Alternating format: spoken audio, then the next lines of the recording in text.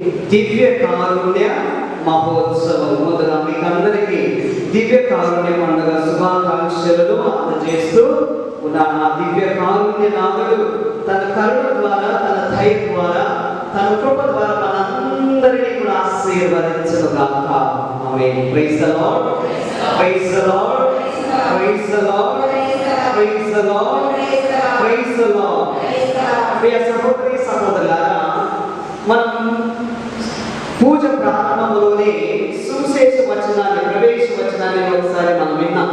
ఏంటంటే ఆ మాటలు, నూతనముగా జన్మించిన శిశువు వలె ఆధ్యాత్మికమగు పాలు కొరకై దాహముతో ఉండడు, దానిని త్రాగుట వలన మీరు పెరిగి పెద్దవారై రక్షింపబడతారని చక్కని వాక్కులు మనం విన్నాం. ఇప్పుడు ఈ యొక్క పాస్కల 2వ ఆదివారంలో ఉన్నటువంటి మనందరూ కూడా ఒక శిశువు వలె, ఒక చిన్న బిడ్డ వలె నూతన జీవితమును, నూతన స్వభావమును ధరించి ఉన్నాము. అది కేవలం ఉత్థానుడైనటువంటి క్రీస్తు ప్రభు ప్రసాదించినటువంటి ఒక గొప్ప వరం.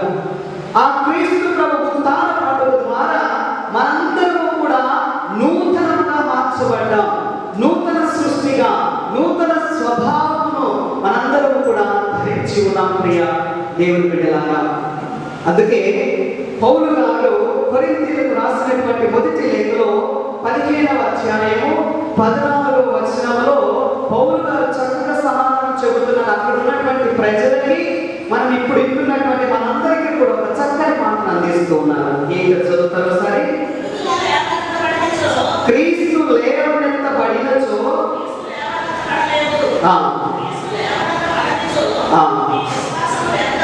మా బోధన వ్యర్థమే, మీ విశ్వాసము వ్యర్థమే. సహోదరి సహోదరులారా, పౌలు గారు చెప్తున్నటువంటి ఒక గొప్ప వాక్యం ఏంటంటే, ఒకవేళ క్రీస్తు 3వ రోజున తిరిగి లేవలేదనుకోండి, మేము చేసేటువంటి బోధన వ్యర్థమే, మీరు వినేటువంటి మాటలు, మీరు విశ్వసించేటువంటి జీవితము వ్యర్థమే.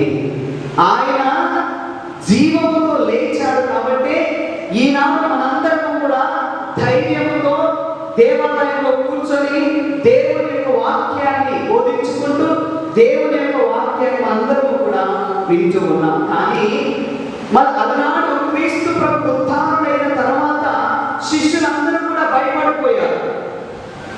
శిష్యులందరూ కూడా భయపడి చేత ఉండారు. మరి క్రీస్తు ప్రభు ఉత్థానం ద్వారా వారి యొక్క విశ్వాసాన్ని బలపరిచాడు. ఏ విధంగా బలపరిచాడంటే, ఆయన సాన్నిధ్యము వాళ్ళతో ఉండడం వల్ల బహుశా వాళ్ళని గమనించలేకపోయారు. మొట్టమొదటిగా మగ్దల మరియమ్మకి ఒక తోటమాలిలాగా దర్శనమిచ్చాడు. రెండవదిగా శిష్యులందరూ కూడా మరి గలిలయ సముద్రంలో చేపలు పడుతూ ఉండగా ఒక వంటవాణిలాగా చేపలను మంటలో పెట్టి కాల్చి వారిని పంచించడం గమనిస్తూ ఉన్నారు.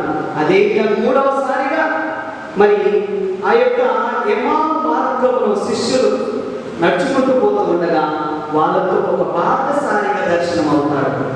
ఒక తోటవాణిలాగా, ఒక వంటవాణిలాగా, ఒక బాటసారిగా వారికి కనిపించాడు.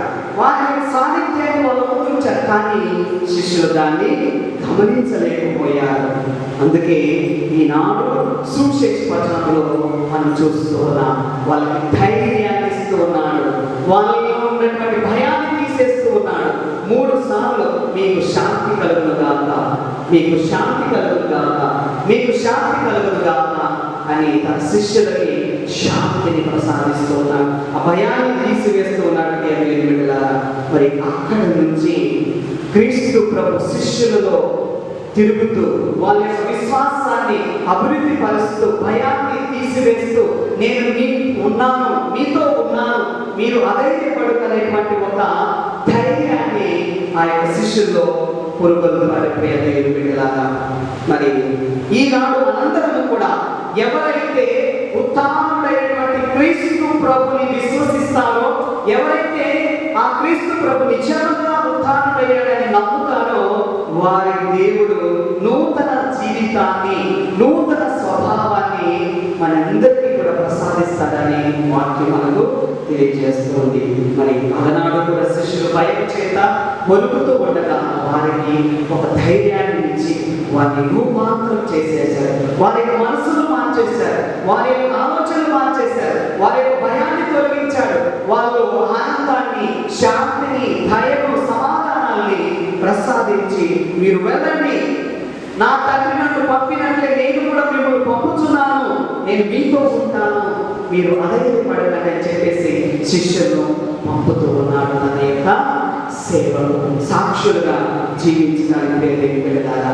అదే అంశాన్ని ఈనాడు మన మొదటి పట్టణంలో వింటూ ఉన్నాము ప్రియ విశ్వాసులారా. ఆ విధంగా భయాన్ని తీసేసి ధైర్యంతో, విశ్వాసంతో ముందుకు వెళ్తూ ప్రజల మధ్య నిలబడుతూ ప్రజలతో భోజిస్తూ ప్రజలతో ఉండటం వల్ల వారిలో ఒక ఐక్యత అనేది కలిగింది, అంకిత భావం అనేది ఏర్పడింది అనేటువంటి అంశాన్ని మొదటి పట్టణంలో మనము వింటూ ఉన్నాం. ముఖ్యంగా అపోస్తలుల కార్యాలు 2వ అధ్యాయము 42వ వాక్యం చదవండి. మీరు అపోస్తలుల బోధయందును వారి సహవాసమందును రొట్టెలు త్రుంచుటయందును ప్రార్థించుటయందును. చూడండి, వాళ్ళందరూ కలిసి కట్టుగా ఐక్యమత్యంగా అంకిత భావంతో కలిసి ప్రార్థన చేశారు, కలిసి దేవుని స్తుతించారు. చివరికి వాళ్ళకు పొసగినటువంటి వాళ్ళ సంపదను కూడా హెచ్చించి అందరికీ కూడా సరి సమానంగా పాలు పంచుకొని భుజించటం మనం అక్కడ వాక్యంలో వింటూ ఉన్నాం. ప్రియ దేవుని బిడ్డలారా, 44వ వచనం చూడండి. విశ్వసించిన వారందరూ కలిసి సమిష్టిగా జీవించుచు తమకు కలిగిన దానిలో అందరూ కూడా పాల్గొంటుండే వాక్యంలో వింటున్నాం. క్రీస్తు ప్రభు యొక్క ఉత్థానం ద్వారా దేవుడు మనకిచ్చేటువంటి ఆ యొక్క నూతన జీవితమును, ఆ నూతన సంతోషమును మనందరూ స్వీకరించాలి అంటే, మనందరము కూడా పొందుకోవాలంటే, మనందరము కూడా మన యొక్క అనుదిన జీవితంలో అది చేయించుకోవడాన్ని, అనుభూతి పొందాలి అంటే మనందరం కూడా కలిసి కట్టుగా జీవించాలని, ఐక్యమత్యముగా ఉండాలని ఈనాడు మొదటి పనులు మనకు నేర్పిస్తుంది. అదే విధంగా ఈనాటి ప్రపంచంలో, ఈనాటి సంఘంలో, ఈనాటి వ్యవస్థలో చూసుకుంటే ఈ ఐక్యమత్యం అనేది, ఈ అంకిత భావం అనేది, కలిసి కట్టుగా జీవించడం అనేది తొలగిపోతూ ఉంది. అందుకే ప్రభు ఈనాడు మనందరికీ కూడా గొప్ప గుణపాఠాన్ని నేర్పిస్తూ ఉన్నాడు. ఏదైతే తగ్గిపోతూ ఉందో, ఏదైతే సమాధి అవుతుందో, ఏదైతే నేరవర్తం అవుతుందో దాన్ని తిరిగి మళ్ళీ పునర్జీవాన్ని పొందుకోండి, తిరిగి మళ్ళీ ఐక్యమత్యంగా జీవించండి. కలిసి కట్టుగా ఉంటేనే ఏదైనా సరే మనం సాధించగలం అనేటువంటి సత్యాన్ని ఈ ఉత్థాన ప్రభు మనకు నేర్పిస్తున్నాడు. ఒక్కసారి ఆత్మ పరిశీలన చేసుకుందాం. ఈ ఐక్యమత్యం అనేది, ఈ కలిసి కట్టుగా జీవించడం అనేది ఎక్కడ ఉన్నది? మనము కింద నుంచి మరి అత్యున్నటువంటి స్థానంలో ఉన్నటువంటి వారి స్థలం వరకు మనం వెళ్తే, కుటుంబాన్ని తీసుకోండి, సంఘమును తీసుకోండి, వ్యవస్థను తీసుకోండి, ప్రాంతాలను తీసుకోండి, జిల్లాలను తీసుకోండి, రాష్ట్రాలను తీసుకోండి, దేశాన్ని తీసుకోండి, ప్రపంచాన్ని తీసుకోండి, ఎక్కడా కూడా ఈ ఐక్యమత్యం, ఈ కలిసి కట్టుగా జీవించుదామనేటువంటి ఆ భావన, ఆలోచన సమాధి చేస్తూ ఉన్నాం. అందుకే ఈ గొడవలు, ఈ కొట్లాట్లు, ఈ యొక్క యుద్ధాలు, ఈ యొక్క భయంకరమైనటువంటి వ్యాధులు, ఈ భయంకరమైనటువంటి ఆందోళనలు వస్తూ ఉన్నాయి. ఎక్కడో మనకు ప్రపంచంలో యుద్ధాలు జరుగుతున్నాయి, ఎక్కడో ప్రపంచంలో బాంబులు వేస్తున్నారు, నాశనం అవుతున్నారని కాదు, మన ఇంటిలో జరుగుతున్నాయి, మన యొక్క కుటుంబంలో జరుగుతున్నాయి, మన వ్యవస్థలో జరుగుతున్నాయి, మన యొక్క ప్రాంతాల్లో జరుగుతున్నాయి, మన మధ్యలో జరుగుతుంది. వాళ్ళ బాంబులు వేస్తుంటే ఇక్కడ మాటలతో మనం చంపేస్తున్నాం. మాటలతో ఆ యొక్క ఐక్యమత్యం అనేటువంటి పదాన్ని తీసేస్తున్నాం. ఈనాడు ఉత్థాన ప్రభు మనం నేర్పిస్తున్నటువంటి అంశం ఏదైతే ఐక్యమత్యముగా కలిసి కట్టుగా జీవించండి.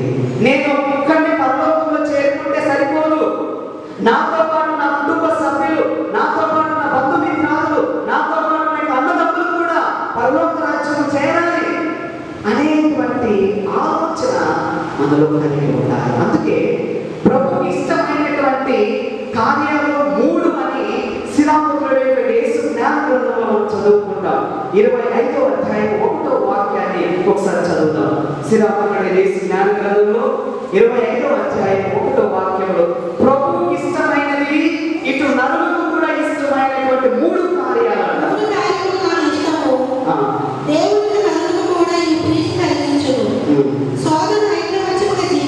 చూడండి, మొట్టమొదటి ఏంటి? సోదరులు ఐక్యమత్యముగా జీవించుట మొట్టమొదటిది ప్రభుకి ఇష్టమైనటువంటి కార్యం. సోదరులు, అన్నదమ్ములైనా సరే, అక్క చెల్లెలైనా సరే, ఇంకెవరైనా సరే, ఎవరైతే మనం ప్రేమతో స్నేహ బంధాన్ని ఏర్పాటు చేసుకుంటున్నామో వాళ్ళందరి మధ్య కూడా ఐక్యమత్యం అనేది ఉండాలి.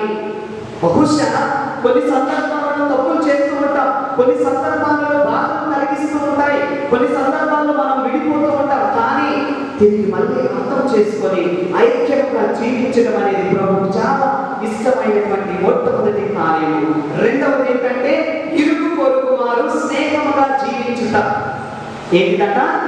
ఇరుగు పొరుగు వారు, మన ఇంటి పక్కన ఉన్నటువంటి వారితో, మన కుటుంబ సభ్యులతో, మన సంబంధంలో ఉన్నటువంటి కుటుంబాలతో, వ్యక్తులతో స్నేహముగా జీవించడం ప్రభువుకి ఇష్టమైనటువంటి రెండవ వాక్యము. మూడవది భార్య భర్తల మధ్య పొందిక కలిగి జీవించడం. ఈ రోజుల్లో భార్య భర్త మధ్య ఒక పొందిక లేకపోవడం వల్ల కుటుంబాలు విచ్ఛిన్నమవుతున్నాయి, కుటుంబాలు విడిపోతూ ఉన్నాయి, కుటుంబాల శాంతి లేకపోతుంది. నల్లరాగ ఎంతమందికి ఇష్టం? నల్లరాగ ఎంతమందికి ఇష్టం? రాసప్రవీణ్ ఇష్టం. నల్లరాగ ఎంతమందికి ఇష్టం? బహుశా చాలా మంది ఇష్టపడుతూ ఉంటారు. నల్లరాగ వచ్చారిందంట, సరే మీ అందరికీ మీరు కోరుకుంటారు, నేను కూడా చెప్పాలి కదా, అదే ఇచ్చినాను కదా, నేను లేకపోతే అసలు మీకు ఆ రంగు కలరు, ఆ యొక్క అందం అనేది రాదు. నేను ఉండడం వల్ల మీకు అందం వస్తుంది. ఇప్పుడు ఒక నల్ల కాగితం మీద ఒక తెల్ల పప్పు చేసాం అనుకోండి, ఎవరు నల్ల చూస్తారా తెల్ల చూస్తారా? తెల్ల చూస్తారా. అదే నల్ల కాగితం మీద ఒక పచ్చగా వేస్తారనుకోండి, బహుశా పచ్చని చూస్తారు. ఇలాగా ఒక్కొక్కరు పొగుడుకుంటూ నేను పెడతాను, నేను గొప్ప అది అని అనుకుంటున్నాను. సరే, మీరు ఇలా పొగుడుకుంటున్నారు కదా అని చెప్పేసి దేవుడు వచ్చాడు. మళ్ళీ దేవుడు వచ్చి ఎందుకు నేనే కదా కలిగించింది, నేనే దేవుడు సృష్టించింది, ఎందుకు ఈ విభేదాలు, ఐక్యంగా జీవించండి అని చెప్తే లేదు లేదు లేదు, మేమే గొప్ప మేమే గొప్ప, సరే అని చెప్పేసి పైకి చూపించాడు దేవుడు. ఆకాశం వైపు చూడగానే, ఆకాశం వైపు చూడగానే అక్కడ ఒక ఇంద్రధనుసు కనిపించింది. అక్కడ చూడండి ఎన్ని కళ్ళలు ఉన్నాయి, ఎన్ని కళ్ళలు ఉంటాయి ఇంద్రధనుసులో? ఎన్ని ఉంటాయి?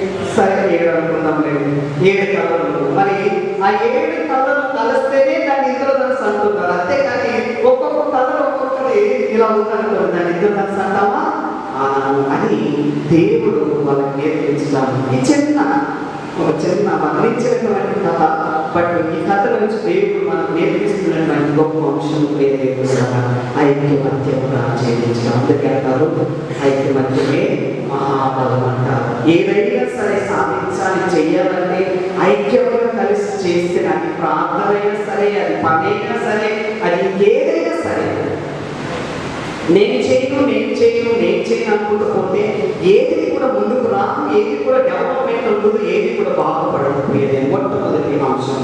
మరి సుశేష పట్టణంలో ప్రియమైన ఒకే ఒక మాట ప్రభు మనకు నేర్పిస్తున్నాను. ఏంటంటే నీకు శాంతి కలుగును కాగలుగుతున్నాను. శాంతి, శాంతి, సమాధానం. ఆ శాంతి లోకం ఇచ్చేటువంటి శాంతి కాదు, నేను ఇచ్చేటువంటి శాంతి మీ అంతర్గత జీవితాన్ని కూడా మార్చేస్తున్నది. అందుకే 3 సార్లు కలుగుతున్నాడు, మీకు శాంతి కలుగుతుందా, మీకు శాంతి కలుగుతుందా, మీకు శాంతి కలుగుతుందా. మొట్టమొదటి శాంతి కలుగుతుందా పలికిన వెంటనే వాళ్ళలో ఉన్నటువంటి భయం అనేది పోయింది. ఒక గదిలో ఉన్నారు, ప్రార్థన చేస్తూ ఉన్నారు. అప్పుడు యేసు ప్రభు ప్రత్యక్షమై మీకు శాంతి కలుగుతుందా అంటే గురువు వచ్చాడని చెప్పేసి నమ్మేసి వాళ్ళు ఆనందం అనేది మనం చూస్తున్నాం, చదువుతున్నాం వాక్యంలో. ప్రేరేపితులుగా వాళ్ళు ఆనందం, సంతోషం అనేది కలిగింది. రెండవది మీకు శాంతి కలుగుతుందా కలిగినప్పుడు వాళ్ళు ఒక బాధ్యతలు ఇస్తూ ఉన్నాడు శిష్యులకి. ఏమని చెప్తున్నాడు? నా తండ్రి నన్ను పంపినట్లే నేను కూడా మిమ్మల్ని పంపుచున్నాను, మీరు భయపడకండి, మిమ్మల్ని శక్తివంతులుగా, ధైర్యవంతులుగా మలచటికి నేను పవిత్రాత్మను పంపెదనని చెప్పేసి మీరు పవిత్రాత్మను పొందడానికి శ్వాసను ఊదాడు ప్రభు రెండోసారి. మూడవసారి నేను శాంతి కలుగుగా ఎందుకు పలికారంటే అక్కడ తోమా గారు లేరు. అంటే తోమా గారు ఏమంటారంటే డౌటింగ్ తోమాస్ అంటారు. నో, ఆయన విశ్వసించాడు. మరి ఇప్పుడు ఒకవేళ యేసు ప్రభు మళ్ళా మూడవసారి దర్శనమిచ్చి తోమాని ఆ విధంగా శిష్యులు అక్కడ భయపడుతున్నారనే కదా. మూడవసారి కూడా దర్శనమిచ్చి మీకు శాంతి కలుగుగా అన్నప్పుడు వెంటనే వాళ్ళు విశ్వసించారు. అక్కడ మన వీటిలో ఇంకా అక్కడి నుంచి వాళ్ళకు ఒక గొప్ప బాధ్యత ఇస్తున్నాడు. పాప సంకీర్తనము, పాపములను క్షమించేటువంటి అధికారాన్ని దేవుడు శిష్యులకు వసులుతూ ఉన్నాడు. మీరు ఎవరి పాపములు క్షమిస్తారో అవి క్షమించబడతాయి, ఎవరి పాపములు అయితే మీరు క్షమించరో అవి క్షమింపబడాలనేటువంటి గొప్ప అధికారాన్ని ఆ శిష్యులకు ఇవ్వడం వల్ల ఆ శిష్యుల నుండి మరి పోపు గారి నుండి వేత్రాముల నుండి గురువులకి ఈ యొక్క గొప్ప అర్హతను అధికారాన్ని తల్లి శ్రీ సభ ఇస్తూ ఉంది. మరి ఆ పాప సంకీర్తనము కూడా ఈ రోజు తరవైపోతున్నది. ఆత్మపరిచయం చేస్తున్నాను. సుశేష పట్టణం ద్వారా దేవుడు మనందరికీ కూడా, మన కుటుంబాలకి, మన వ్యవస్థలకి, మన యొక్క రాష్ట్ర, మన జిల్లాలన్నిటికీ ఎక్కడైతే విభజనలు ఉన్నాయో అక్కడ శాంతియుతంగా జీవించండి, శాంతిని పంచుకోండి అని ప్రభు నేర్పిస్తున్నాడు. ఇక రెండవ పట్టణానికి వస్తే పౌలు గారు పేతురు గారు రాసిన మొదటి లేఖ ద్వారా ఆయన ఒకే ఒక మాట అంటున్నారు. మరి ఇదిగో ఈ బాధ్యతను మీరు ఇచ్చారు కదా, ఇది బోధించడానికి, ఇది వ్యాప్తి చేయడానికి వెళ్ళేటప్పుడు మీకు సమస్యలు వస్తాయి, కష్టాలు వస్తాయి, మిమ్మల్ని అందరూ హింసిస్తారు. నన్ను ఏ విధంగా అయితే హింసించారో, నన్ను ఏ విధంగా అయితే అవమానించారో, నన్ను ఏ విధంగా అయితే చంపడానికి ప్రయత్నం చేశారో అవి కూడా మీకు జరుగుతాయి. కాబట్టి మీరు విశ్వాసాన్ని కోల్పోకుండా నిరీక్షణతో, సహనంతో, ఓర్పుతో ముందుకు వెళ్ళండి అని చెప్పేసి రెండో పట్టణం ద్వారా ఈనాడు నేర్పిస్తూ ఉన్నది. అక్కడ ఉదాహరణ పేతురు గారు ఇస్తూ ఉన్నారు. బంగారం గురించి అంటారు. పాడైనటువంటి బంగారం కూడా అందముగా చేయాలంటే అది అగ్నిలో కాలవలసిందే. అప్పుడే ఆ పాడైనటువంటి బంగారము సుందరమైనటువంటి బంగారంగా మార్చబడుతూ ఉంది. అదే విధంగా విశ్వాస జీవితం కూడా ఈ అగ్ని అనేటువంటి కష్టంలో, ఈ బాధలో, ఈ హింసలో మరి ఉండాల్సిందే, భరించాల్సిందే. అప్పుడే ఒక అందమైనటువంటి, స్వచ్ఛమైనటువంటి, సుందరమైనటువంటి జీవితాన్ని మనం పొందుకోగలమని మరి పేతురు గారు రెండో వచనంలో మనకు నేర్పిస్తున్నారు.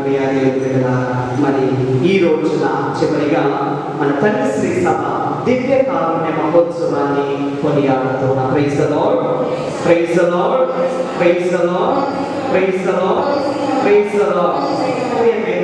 దివ్య కారుణ్యం గురించి ఒక రెండు మూడు మాటలు మీతో పంచుకుంటున్నాను. దివ్య కారుణ్యం అంటే దేవుని యొక్క దయ, దేవుని యొక్క కరుణ చూపించటం. ఎవరి మీద? తన ప్రజల మీద. తాను ప్రేమించాడు కాబట్టి తన దయను, తన కరుణను కుమ్మరిస్తూ ఉన్నాడు కాబట్టి ఈ రోజు మనం సంతోషంగా ఇక్కడ కూర్చున్నాం. ఒకవేళ ఆయన యొక్క దయ, ఆయన యొక్క కరుణ చూపించకపోతే మనం ఎప్పుడు మంచం మీద, ఆసుపత్రులలో, ఎక్కడో అక్కడ ఇక్కడ ఉండేవాళ్ళం. కాబట్టి ప్రభు ఈ దివ్య కారుణ్య పండుగ ద్వారా మనకు నేర్పించేది ఏమిటంటే, ఏ విధంగా అయితే మీరు ఆశీర్వదించబడుతున్నారో, ఏ విధంగా అయితే మీరు దీవించబడుతూ ఉన్నారో, ఏ విధంగా అయితే మీ పాపములు క్షమించబడుతూ ఉన్నాయో, ఏ విధంగా అయితే నా యొక్క కరుణను మీపై కుమ్మరిస్తూ ఉన్నానో అదే విధంగా ఇతరులపై ఆ కరుణను చూపించండి, ఆ దయను చూపించండి, ఆ క్షమాపణ చూపించండి, ఇతర తప్పిదములను క్షమించండి అని ప్రభు ఈ దివ్య కారుణ్య పండుగ ద్వారా మనకు నేర్పిస్తున్నారు. ప్రియా దేవుని బిడ్డలారా, ఈ యొక్క దివ్య కారుణ్య పండుగ అనేది ఎక్కడో మొదటి నుంచి కూడా లేదు. 2000 సంవత్సరంలో పునీత రెండవ జాన్ పాల్ పోప్ గారు ఈ యొక్క దివ్య కారుణ్య పండుగని, ఈ దివ్య కారుణ్య ఆదివారాన్ని పాస్కా రెండవ ఆదివారం రోజున జరుపుకోమని అధికారపూర్వకంగా విశ్వలేఖ ద్వారా ప్రకటించాడు పునీత రెండవ జాన్ పాల్ గారు. ఎందుకు ప్రకటించాడంటే, ఎప్పుడు చూడండి 1931 సంవత్సరము ఫిబ్రవరి 22వ తారీఖున యేసు ప్రభు పునీత ఫౌస్తీనమ్మ గారికి దర్శనమిచ్చి ఆయన యొక్క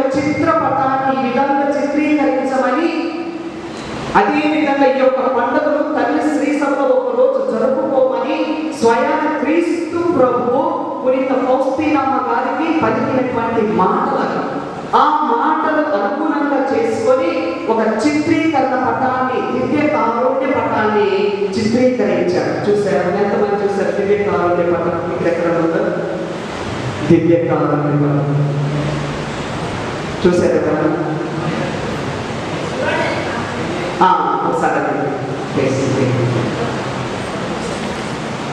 praise the Lord, praise the Lord, praise the Lord, praise the Lord. రెండు చేతులు ఉన్నాయి కదా, నోరు ఉంది కదా, చెప్పడానికి బాగా చెప్పుకుంటారు.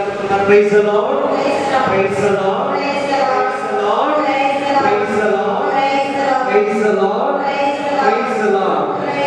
ప్రియ సహోదరి సహోదరులు, మనం ఇప్పుడు చూస్తున్నటువంటి యొక్క దివ్య కారుణ్య పటం ఎవరందరికీ వాళ్ళు ఇది చిత్రీకరించలేదు.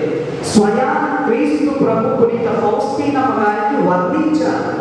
ఉత్థానుడైన క్రీస్తు ప్రభు ఇదిగో ఈ విధంగా ఎవరైతే ఈయన విశ్వసిస్తారో వారికి అనుగ్రహాలు, దైవ కృప, కరుణ, దయలు కుమ్మరించబడతాయని ఈ విధంగా వర్ణించడం ద్వారా వారు ఈ పటాన్ని చిత్రీకరించారు. చేతి పైకెత్తడం, ఆశీర్వదించడం, ఈ యొక్క చెయ్యి హృదయం వైపు చూడడం, నా హృదయంలో ఈ హృదయం మారాలని, ఈ హృదయం నుండి ఈ యొక్క నీరు రక్తం ప్రవహించడం, ఈ యొక్క నీరు దేనికి చిహ్నం? జ్ఞాన స్నానానికి చిహ్నం. ఈ యొక్క రక్తము క్రీస్తు ప్రభు యొక్క పరిశుద్ధతకు, క్రీస్తు ప్రభు యొక్క జీవమునకు గుర్తుగా మనందరిపై కుమ్మరించబడతాయని ఈ యొక్క చిత్రీకరణ పటాన్ని ఈ విధంగా చిత్రీకరించారు. ఆమె చెబుతుంది ఏంటి తెలుసా? ఈ దివ్య కారుణ్య పండుగ రోజున, లేకపోతే ఈ నవీన ప్రార్థన జరుగుతాయి. ఈ యొక్క పండుగ రోజున ఎన్ని రోజులు జరుగుతాయి నవీనలు?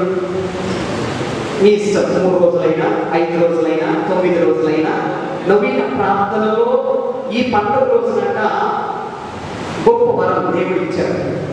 ఎవరైతే పాప సంకీర్తనం చేసి ఈ చిత్రపటం ముందు మోకరించి దివ్య కారుణ్య జపమాల మధ్యాహ్నం 3 గంటలకు జపిస్తారో వారి యొక్క పాపములు క్షమించబడతాయి. రెండవది, మరణములో ఉన్నప్పుడు దేవుని యొక్క హస్తం వారిపై ఉంటాదని స్వయాన క్రీస్తు ప్రభు పునీత ఫౌస్తీనమ్మ గారికి పలికినటువంటి మాటలు.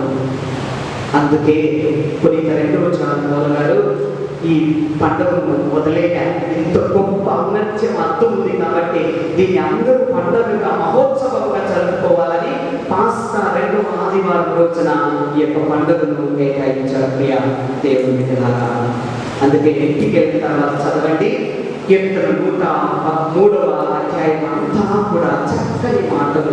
ఎందుకంటే ప్రభు కరుణామయుడు, దయాపూరితుడు, దీర్ఘశాంతుడు, ప్రేమనిధి, మన మీద కలకాలము కోపపడుడైన తన ప్రేమ అధికంగా కుమ్మరించబడుతుందని ఈనాడు యొక్క పండుగ ద్వారా మనం నేర్చుకోవాలి. ప్రియ విశ్వాసుల చివరిగా ఈ పండుగ రోజున మనకు నేర్పిస్తున్నది ఒకటే, దివ్య కరుణ కోసం వేడుకోవాలి. ఈ దేనికోసం?